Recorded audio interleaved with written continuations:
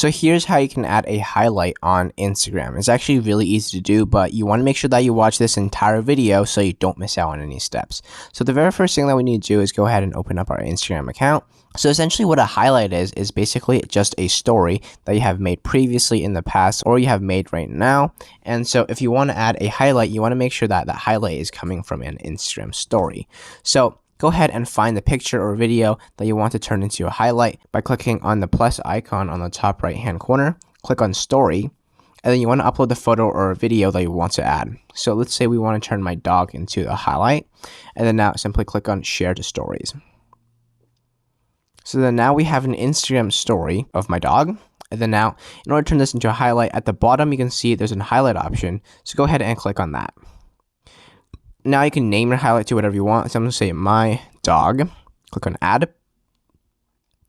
And then now at the bottom, as you can see, we have added a highlight that says my dog. Go ahead and click on that. And then if you want to edit your highlight, what you can do is click on the more option. And then click on edit highlight. Whoops. And then now you can actually edit your cover and change your cover to something else. So we could just change it to something super random like my logo. Click on done.